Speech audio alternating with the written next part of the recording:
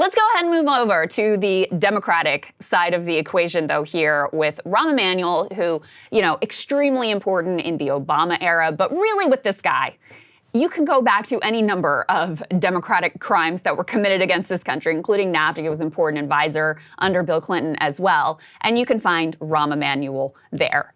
There's all kinds of stories about him during the Obama administration. Apparently, he did not want Obama to try to reform healthcare at all. Mm-hmm. He pushed against that. He famously, he went out and recruited all these quote unquote like moderates, neoliberals who were very pro-corporate. That was his whole orientation when he was, effectively running the party. And so now he's actually ambassador to Japan, is where the Biden administration stuck him after being mayor of Chicago, a very controversial tenure as mayor of Chicago. And now he has come back out of the wilderness, so to speak. David Axelrod floated him for DNC chair. He's already sort of ruled out he doesn't want that particular position, but he's clearly trying to position himself as an important voice in the party going forward and probably for some new elected position. So he went on CNN and he made some of the most extraordinary comments, given his own complicity in the, rage that this country justifiably feels about both the lack of accountability on the Iraq War and the lack of accountability with regard to the financial collapse. Let's take a listen to what he had to say. An Iraq war, which the American people were deceived, spent trillions of dollars, thousands of soldiers lost their lives, people maimed for life. People were deceived and lied into a war, and not one person responsible for that deception ever was held accountable. Mm-hmm. 6 years later, the financial industry lies to the American people. People lose their homes, their livelihood, and the bankers are screaming for their bonuses. Nobody held accountable. He's right. But Rahm, who was going to hold them accountable? You were chief of staff to Barack Obama when the decision to not hold these people accountable, when those all occurred, whether it was the Iraq War or whether it was the scamming, the mass scamming, we were just talking about this on Wall Street, of ordinary people that led to 10 million homeowners being kicked out of their homes in a near global economic collapse and catastrophe, which we are still recovering from, by the way, and which has created the entire political era that we live in right now. So for him to go on CNN, Saagar, and just be able to correctly identify the problem and absolve himself of any blame or complicity in this is really quite extraordinary. And it's also very clear what he's doing, because you have to say some of these things at this point. It's just undeniable. Like, you have to say some of these things at this point. But it's 15, 20 years too late. But, well, yes, that. But also, it's an attempt to rehab himself and his political project, the very people who made these disastrous and evil, ultimately, decisions at the time, to rehab them and pretend like they were not themselves the problem. Yeah, and David Sirota makes a good point. Let's put that one up on the screen from C2 about Rahm Emmanuel saying, quote, "It's the corruption, stupid." And you can see here, former Mayor Rahm Emmanuel spent $600,000 on send-offs for himself. Weighing, quote, third term, Emmanuel relies on campaign donors who get City Hall benefits. Emmanuel was the quintessential Wall Street Democrat. I actually really recommend people go and read some early histories of the Obama era, because Rahm is probably one of the most important people in that. And he embodied the Clintonian machine. He worked for Bill Clinton and for Hillary Clinton. He was a bundler. He comes from a very powerful family. His brother, Ari Emanuel, is like the biggest super agent in Hollywood. He's like I think he's like a billionaire, head of WME, etc. But the point is, and his other brother very involved in healthcare reform. Yeah, I was gonna say. So his other brother, what's his name? Zeke, I think. Yes, that's right. Zeke Emmanuel is, I think he was the head of CMS or something like that. One of the most powerful people in American healthcare.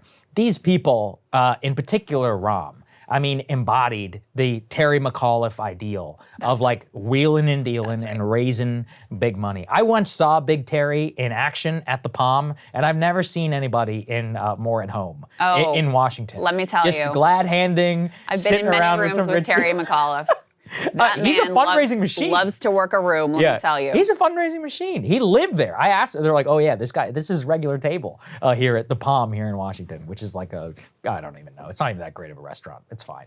But anyway, that's the tradition that he comes from. That's right. And background in the 92 campaign, and he was built up by the Clintons. So Obama really picked him because he wanted a wheeler dealer, kind of Chicago connection as well, to be there. And lo and behold, look at the decisions that were made, you know, both in advisory over healthcare, but actually even more importantly is about bailouts and about the general political direction of the Obama administration. On Iraq as well, I mean, he was the chief of staff to Barack Obama when Obama decided the half-assed maneuvers in Afghanistan, the surge and then the non-surge. I mean, just everything that happened under that administration. If you wanted to pinpoint, if you wanted to blame on one person why Obama goes from running on change and being a different sort of politician to just being a continuation of the Clinton era, like Rahm Emmanuel would be a good person to situate that blame. I would just blame Barack Obama. I mean, yes, of course, obviously, ultimately. But you know, this is the guy, he was the chief of staff, so he's involved in all of the staffing decisions, the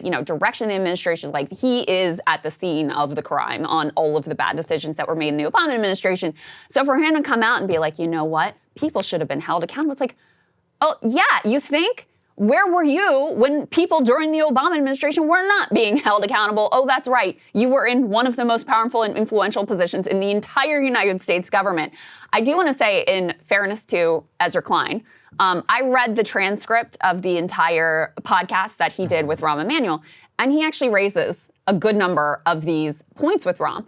And Rahm totally tries to reinvent history for himself and position himself as like, well, I was there behind the scenes saying that we need some, quote, Old Testament justice, that's what we need in this moment. But he goes on to say, not even in the form of, there's kind of a sleight of hand here, because he says we need some Old Testament justice when it comes to reform.